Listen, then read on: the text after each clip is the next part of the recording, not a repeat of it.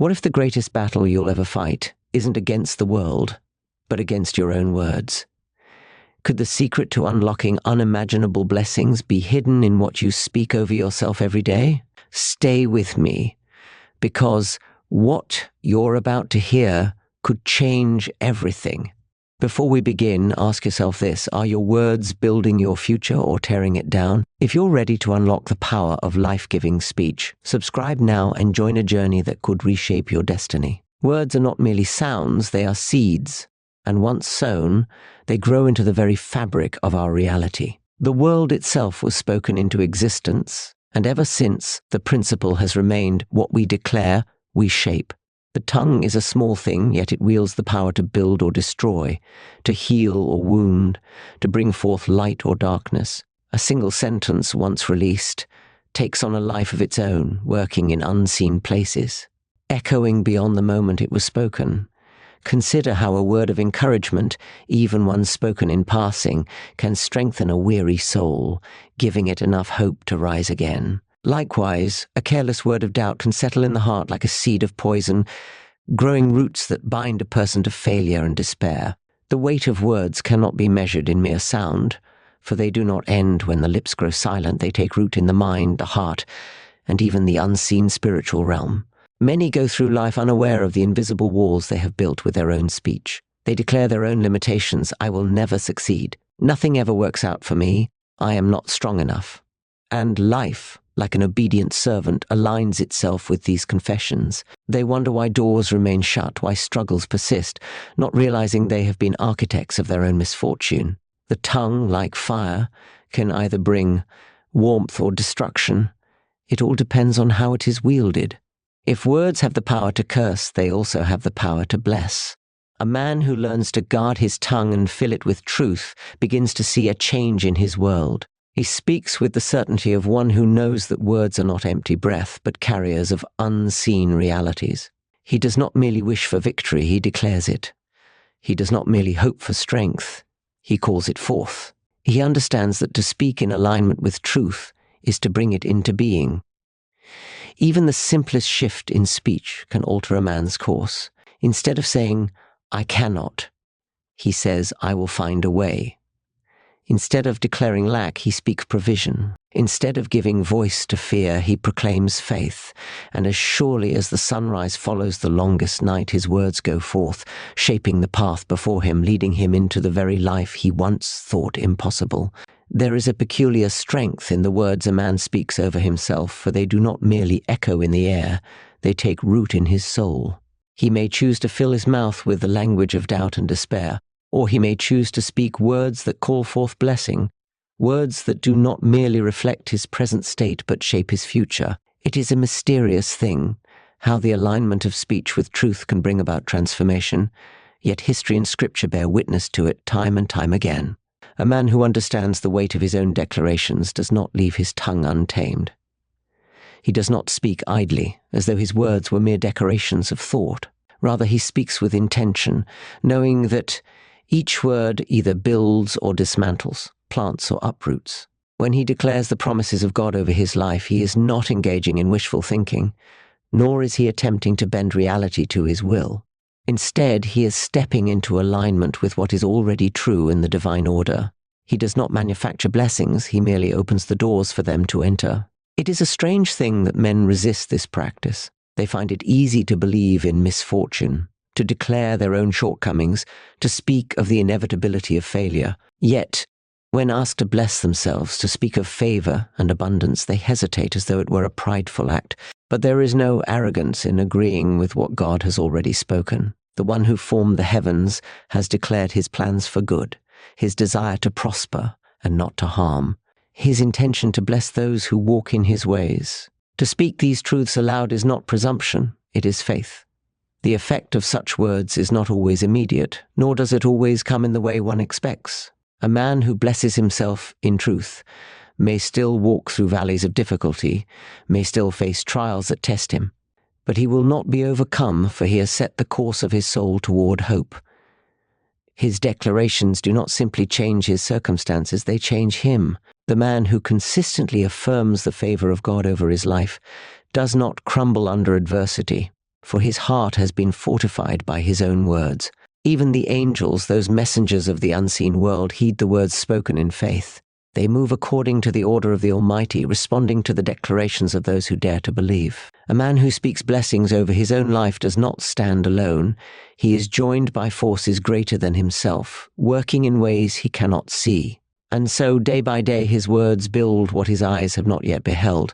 He does not merely hope for a future of goodness, he calls it forth, not as a master demanding his own will, but as a servant aligning himself with the will of the one who is good. In this he finds favor, not because he has manipulated divine handouts, but because he has stood where blessing already flows, with open hands and an expectant heart. There is a great difference between a man who speaks words and a man who believes them.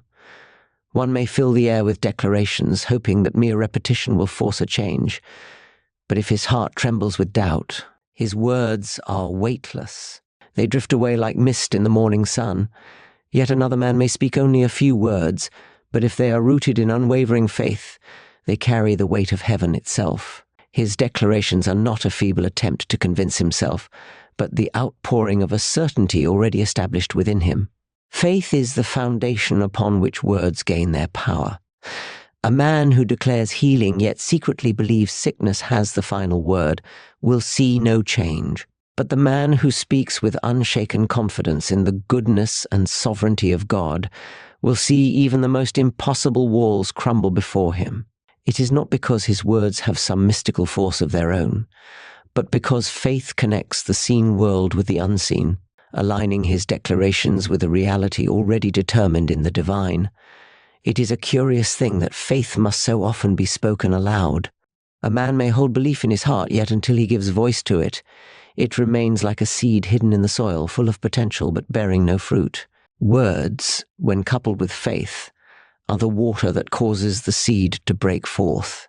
The act of declaring, of speaking aloud what the soul already knows to be true, solidifies it in the spirit and calls it into being. Not because man commands God, but because God has already decreed that faith moves mountains, and the one who speaks with belief merely agrees with what heaven has already established.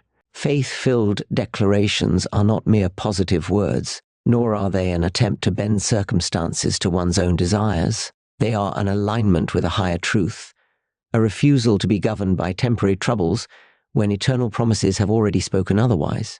When a man declares, "I am victorious," he does not say it because the battle is absent, but because he knows the outcome is secured. When he proclaims, "I am strong," it is not denial of his own weakness, but a confession that divine strength upholds him. It is in this kind of speaking that true transformation takes place. A man who consistently declares truth in faith does not merely change his surroundings, he is changed himself. His spirit grows in confidence. His mind begins to think in accordance with his declarations, and his actions follow. His words, spoken in faith, shape his soul before they shape the world around him. There are many who cry out in desperation, speaking words they barely believe, hoping that God will be moved by their struggle. But there are others who speak not from desperation, but from conviction. They do not speak to make something true, they speak because it is true. And it is these who see the impossible bow before them, not by the strength of their words, but by the faith that carried them. Pause for a moment. What words have you been speaking over yourself lately? Are they words of faith or of fear? Share in the comments below, for what we confess shapes not only our lives but the lives of those who hear. And if this is stirring something in you, don't keep it to yourself. Like this video, and let truth spread. A man does not stumble into darkness all at once. More often he walks there slowly, led by the whisper of his own tongue. At first his words seem harmless, small confessions of doubt, slight murmurs of fear, quiet agreements with failure. But words, once spoken, take on a life of their own. They do not dissolve into the air, they settle into the mind, into the heart, into the very framework of a man's reality. The tongue may seem a feeble thing, but it is a builder, a craftsman of futures, shaping what is to come long before the eyes behold it. There are few things more dangerous than the unguarded tongue.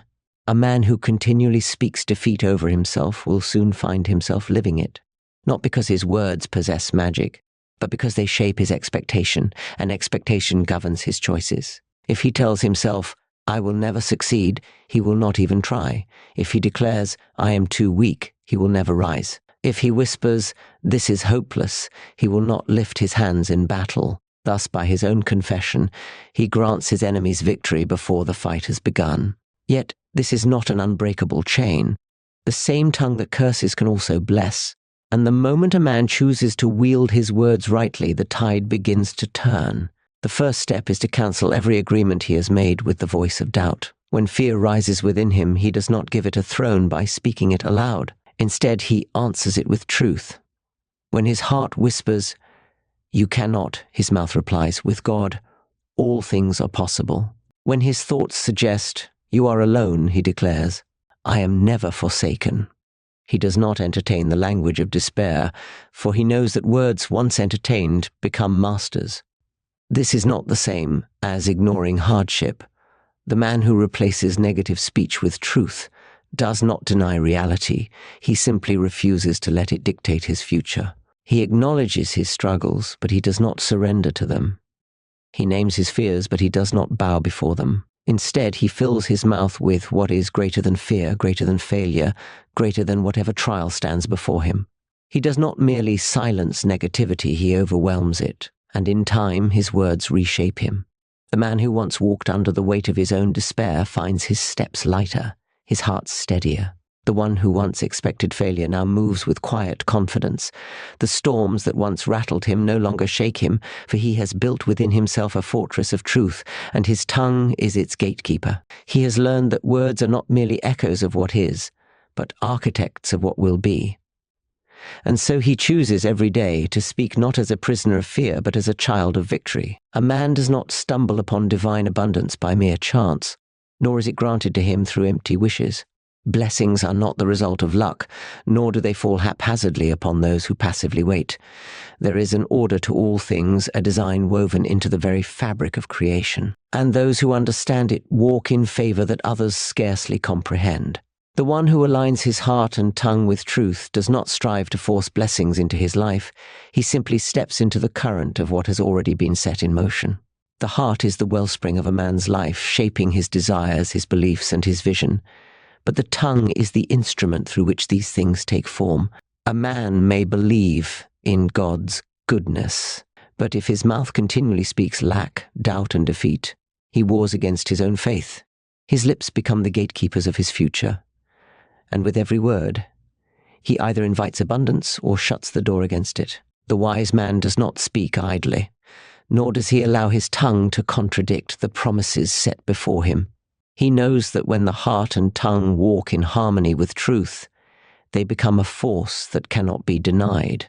It is not that words themselves contain power apart from the one who ordains them. No man can manipulate God by mere speech, as if repeating a phrase could summon blessings like a spell. But the one who speaks in agreement with divine truth aligns himself with the nature of the Almighty.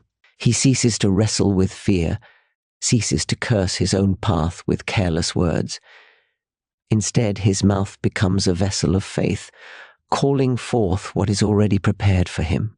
He does not ask as a beggar, hoping for scraps. He asks as a son, knowing the storehouses of heaven were never meant to be locked against him. To such a man, favor is no longer a fleeting thing, something to be chased or grasped.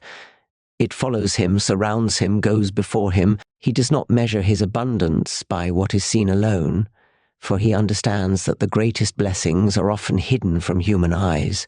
Peace in the storm, joy unshaken, provision when none seemed possible. These are the marks of a man whose heart and tongue have learned the language of heaven. And where that language is spoken, heaven's abundance is never far behind. So then, let no man speak lightly of his own words, nor let his tongue wander unchecked like a ship without a captain. For the course of his life is not set by chance, but by the confessions of his heart and the declarations of his lips. He who speaks in fear will live in its shadow, but he who speaks in faith will walk in light. The gates of abundance are not barred against him who dares to believe, nor are the riches of heaven withheld from the one who speaks as a child of the Almighty. So let your words rise, not as desperate cries in the dark, but as the bold proclamations of one who knows to whom he belongs. Speak truth, speak life, speak blessing, and watch as the unimaginable unfolds before you. Now, you have a choice.